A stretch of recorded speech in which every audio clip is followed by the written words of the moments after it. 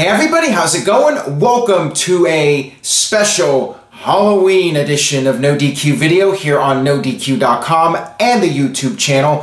Thank you guys for your continued support. I hope you enjoyed today's video. Have a happy and safe Halloween weekend and week coming up.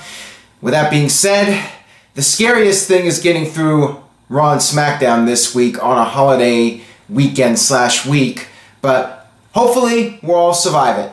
We'll see what happens. But seriously, be safe out there on Halloween, whatever you're doing, whether you're trick-or-treating or going to a party or even staying home. You never know. Staying home could be dangerous because you never know. Things happen on Halloween. It's a strange holiday. Anyways, let's get down to your questions today. Got this one here from Alex Suggs. With AJ Styles and Finn Balor stealing the show at TLC and WWE hearing the reaction they got, will WWE possibly do AJ Styles versus Finn Balor 2 at WrestleMania?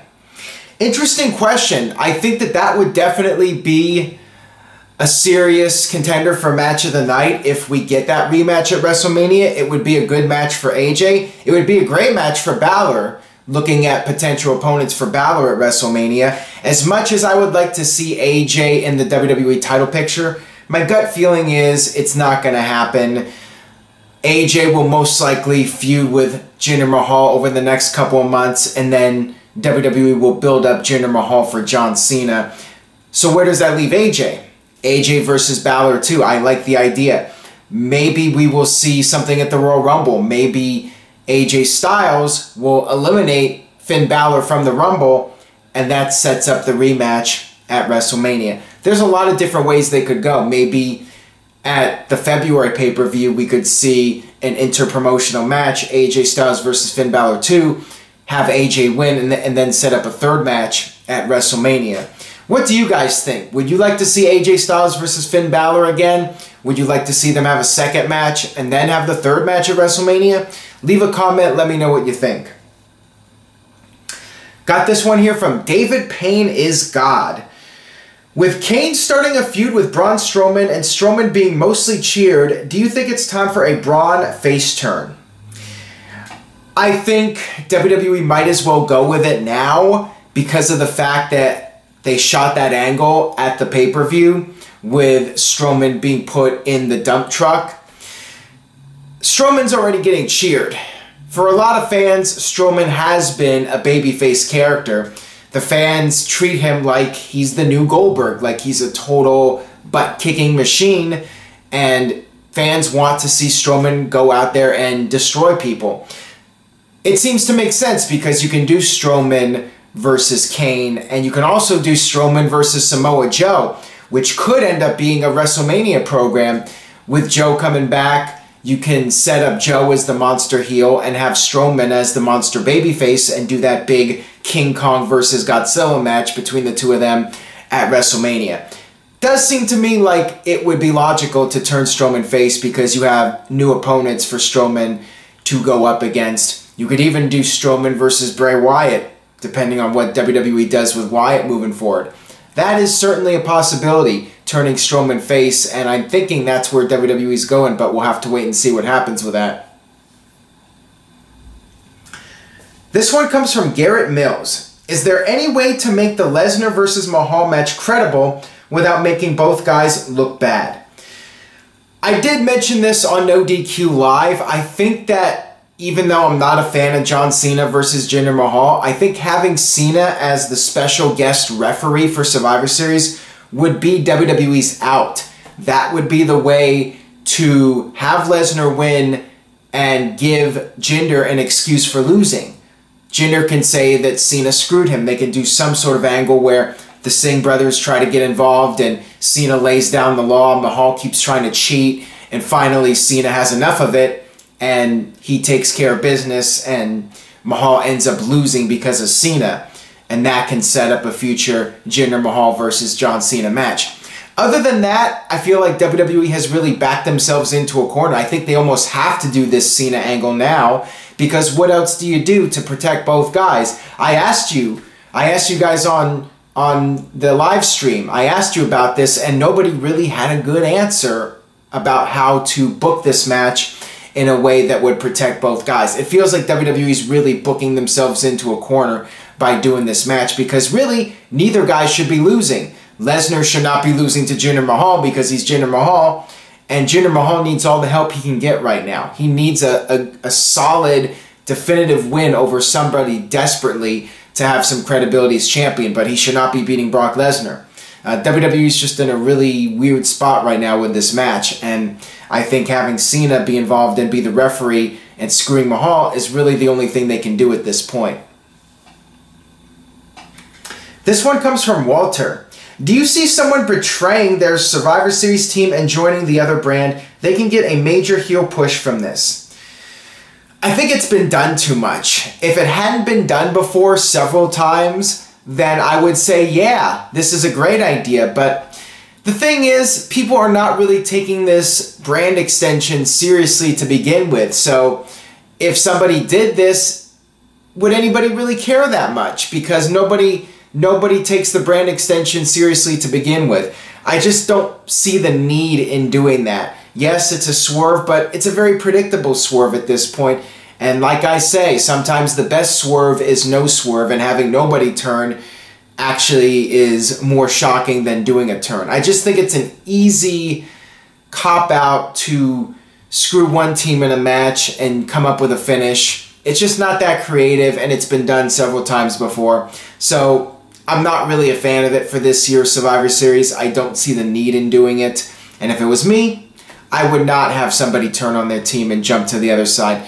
I just don't buy it. It's not credible enough for me at this point. This one comes from NoDQ Rules. Who's the one wrestler WWE cannot afford to have a long-term injury right now?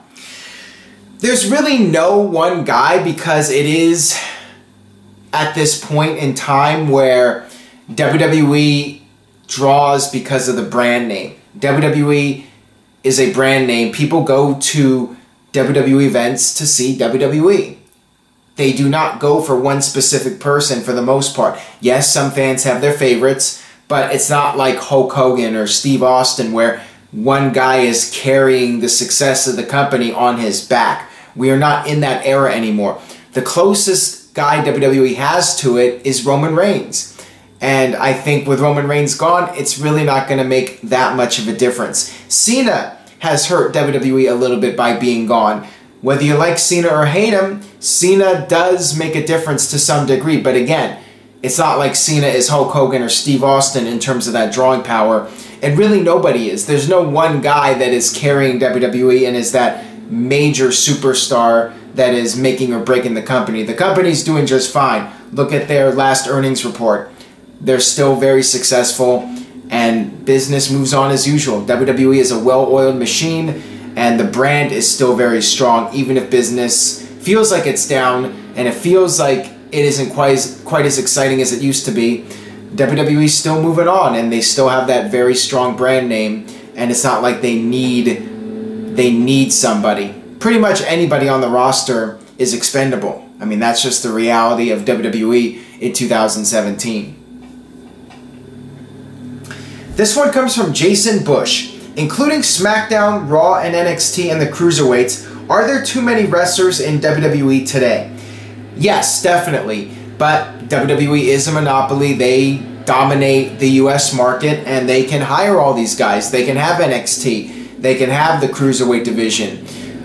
It does feel like there are too many guys on the roster, and naturally, people are going to get lost in the shuffle. It's just the nature of the beast, where you have so many people and there's only so many spots, and everyone's fighting for those limited spots, and you're just going to have guys get lost in the shuffle. And it feels like there are several guys where they're just there, and they perhaps could be bigger stars, but there's really no way for them to break out. They're stuck at a certain level, and that's why you see some guys like Neville. The Neville level should be something higher as far as Neville's concerned, and that's why he left. And same thing with Austin Aries. You know, both of these guys wanted to be top guys, but they were stuck in a certain position in the company with no real upward mobility. And I'm sure there's other people that feel that way. Others, they're happy just to have a job. WWE is a dream job, and they know their role, and they shut their mouth, and they do what they're supposed to do, what they're being paid to do, and that's either put people over or just be a body. When WWE needs somebody to go out there and have a match, those guys will go out there and do their jobs. But for a lot of guys, they're very competitive, they want to be number one, and there's just too many people. So in a way, it's bad for people wanting to be in WWE, and sometimes the grass is greener on the other side. For some people, like Cody Rhodes, you're better off being on the indies and doing your own thing and having your own schedule than working in WWE and not really being able to gain any traction. This one comes from Smrtaza A. Shah. I don't know why, but I'm fine with WrestleMania being 7 hours. That's scary. WrestleMania is much better than other pay-per-views, and it only comes once a year. What do you think? I disagree with it being better than other pay-per-views. It's in a stadium, and they actually use pyro, and beyond that, it's just a name. That's 7 hours. It's a 7-hour show. A longer show doesn't mean a better show. I think 7 hours is way too long. 3 hours is long sometimes, depending on the quality. I think for WrestleMania, yeah, I get it. For WrestleMania, you want to make it bigger. You want to make it longer. Okay, this is sounding dirty now. WrestleMania, I think, would be good at 5 hours. But that's it. Have the regular pay-per-views be 3 hours. Make Survivor Series and Royal Rumble and SummerSlam 4 hours. And then WrestleMania 5 hours, and that's it. No 7-hour show from 2 to 9 o'clock. None of that. Just do a 5-hour show, including the half-hour, 1-hour kickoff, and let that be it. I think beyond 5 hours, it's too much. Just too much to sit through. Not a fan of it. This one comes from Tupac's father. Why did Steve Austin win the 1997 Royal Rumble if the original plan was for Brett to beat Shawn Michaels at WrestleMania that year? The plan was to do the Thursday Raw Thursday where Shawn Michaels would face Sid in the rubber match to settle their score once and for all, and then WWE was going to do the pay-per-view match with Bret Hart, Undertaker, Vader, and Steve Austin. Bret Hart would win that match, Shawn would win his rubber match with Sid, and that would have been the main event for WrestleMania. But then, of course, Shawn lost his smile and got injured, if you want to believe that story, and that's what led to WWE having to change the WrestleMania plans. It's really interesting because if WWE had not done the Bret Hart-Steve Austin submission match, which many of you know is my all-time favorite match, how big would have Steve Austin gotten? Would he have gotten as big as he did if not for that match? It's a really interesting scenario to ask yourself how big Austin would have gotten without that submission match, because I really feel that match is what took Steve Austin from being a big star to the star in WWE. That was the match that really cemented his career status as being the #1 guy in WWE. Got this one here from DJ Birdie Booster. What do you think about Renee Young replacing Booker T? Would be great to see a female get a chance to commentate. Yes, yes, yes, 100%. I'd love to see Renee Young be a broadcaster and do commentary. I think she would be way better than Booker T, and I like it. And we're in this era anyways where WWE wants to give opportunities to women, so why not? Renee Young is extremely talented. Give her the gig. Screw it. I mean, Booker T's not cutting it for me. Yeah, some people are entertained by him, but it's like a train wreck every week. And the thing is, the announcers need to have credibility because they're the ones that are selling what you're watching on TV. If the announcers are clueless and don't know what's going on, then the viewers at home are going to be equally confused. You need to sell it to the audience. You need the announcers to have credibility. It's really important in my opinion. Jim Ross did such a great job in making everything you watched on television seem important, even the minor things. That's why he's so great. People say, why was Jim Ross great? Because he believed it. He had the passion, and he made the viewers at home feel like what they were watching mattered.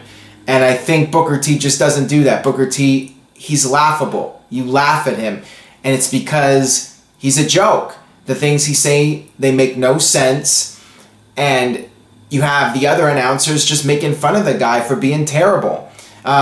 it's like WCW when the announcers would just insult each other and joke around and not take things seriously, and that really hurt WCW's credibility. And I feel like it is hurting the credibility of the WWE brand when you have announcers that are clueless and don't show passion and really don't do a very good job at commentating. So that is with all due respect to Booker T, because I like Booker T, but I think you need to get some new people in there, and Renee Young would be great. I think she would do a really solid job. Got this one here from Ducky. Could you see Carmella cashing in at Survivor Series and pinning both champions at the same time? I do not see that scenario happening, although I think it would be a first. It would be really interesting if she did that. The thing is, WWE has never established this concept where the Money in the Bank holder could cash in on any champion. I guess it would be a twist in the storyline. Doesn't really make much sense, but it would be something different. That would be really interesting if that happened. I don't think it's going to happen. I don't think Carmella's the person to be doing that, quite frankly. I think if you were going to have somebody do that, you would have Charlotte do it, or Sasha Banks, or even Bayley, but not Carmella. I do think Carmella will successfully cash in at some point, but I don't think it's going to happen at Survivor Series. I mean, it could. You never know. You have, what is it? It's Alexa versus Natalya, so it's two heels. I don't think it's going to happen with heels. I don't think it's going to happen at Survivor Series, but once Natalya loses the title, I think the person that beats her will likely feud with Carmella, and Carmella will cash in on that person and set up that feud. This one comes from TJS, moderator during NoDQ Live. Does it hurt the credibility of the Raw Tag Team titles that the Shield hasn't carried them out for the last few weeks? Is it bad that I really haven't been paying attention to that? I mean, maybe it's a sign the tag titles don't really mean much to begin with, or maybe Russo's right, they're just props. But I really did not notice it the last few weeks. I mean, I think everyone's focused on the Shield reunion, and it's not really about the tag team titles. Now, if the tag team titles were on the line and they're not coming out with the belts, I think that that's an issue. But when you're doing a 6-person match or 3-on-5 and the focus is on the Shield as a team, the titles are not on the line, then I really don't see the big deal. In a way, it's almost distracting. You know, you want to focus on the team getting back together. That's the story. The story is not the tag team titles. When the story is the tag team titles, then yes, they absolutely should be showcased and be focused. Got this one here from Robbie. Will Bobby Roode be a main event guy on SmackDown Live? I feel like he is booked too weak. This is the thing about too many people on the roster. You know, when a guy is not pushed in the main event, people think the guy's automatically being buried. Roode's got a good spot. Yeah, he's not the main event guy, but he is on television. He is in a feud on television, which is better than a lot of guys, quite frankly, in WWE. If you're able to get TV time and you're able to be on pay-per-views, that's definitely a positive. Will Roode be a main event guy? I don't know if that's going to happen, but I would say be patient with it. Let him continue to grow as a performer and work his way up to the top. There's really no rush right now, but I could see him being a top guy. Maybe he needs a heel turn, though. Some people think he's better off being a heel. When that day comes, maybe he will. It might just come down to luck, being in the right place at the right time. Roode might be able to fit in somewhere and get that push in that manner. But right now, I think it's good that he's getting his feet wet on the main roster. At least he's doing something, which is better than somebody like Mike Kanellis, who's doing absolutely nothing right now. That'll wrap it up for this edition of NoDQ Video, Halloween Special.